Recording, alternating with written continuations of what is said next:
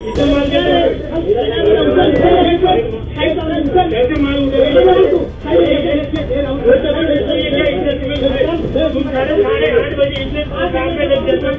Loan लगा के तो मेरा माल गया तो आपकी गारंटी है। मेरा कम से कम 35,000 का माल है। मैं नहीं पढ़ सकता, अभी मेरे पास पैसा नहीं है, कहाँ से पड़ेगा? कहाँ से पड़ेगा?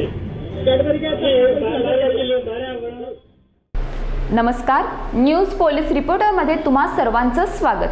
प्लॅस्टिक पिशवी बाळगल्याप्रकरणी दंड भरू न शकलेल्या एका औषध दुकानदाराचा फ्रीज महापालिकेच्या सफाई पथकाने उचलून नेल्याची घटना मीरा रोड येथे घडली आहे। हे संपूर्ण प्रकरण सीसीटीव्ही कॅमेऱ्यात कैद झाले असून समाज माध्यमांवर झपाट्याने व्हायरल होत आहे। मीरा भाईंदर शहरातील स्वच्छतेत भर घालावी आणि प्लॅस्टिक पिशव्यांच्या वापरावर आळा बसावा यासाठी महापालिकेने प्रभाग स्तरावर विशेष स्वच्छता पथक तयार केले आहे।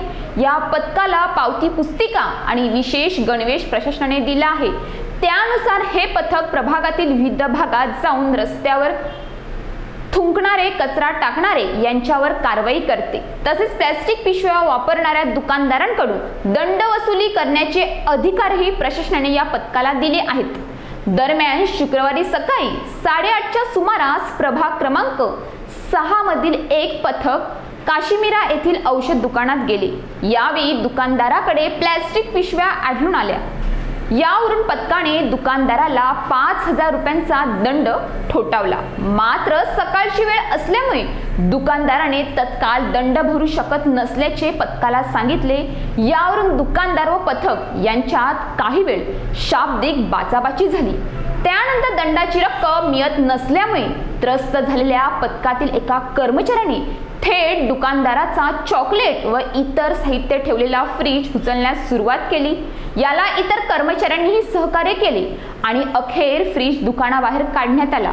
या घटनेचे सीसीटीव्ही फुटेज दुकानदार रामसिंग धनिया यांनी समाज माध्यमांवर शेअर केले असून संबंधित कर्मचाऱ्याविरुद्ध पोलीस ठाण्यात तक्रार दाखल दिली आहे।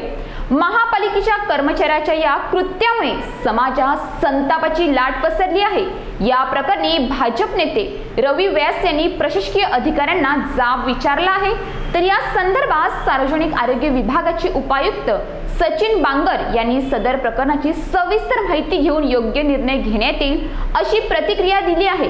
एकीकडे प्लॅस्टिकवर बंदी तर दुसरीकडे बाजारात सहज मिळणाऱ्या प्लॅस्टिक पिशव्या, त्यामुळे सामान्य नागरिक गोंधळून जातो की खरंच कायद्याने प्लॅस्टिक बंद आहे की नाही।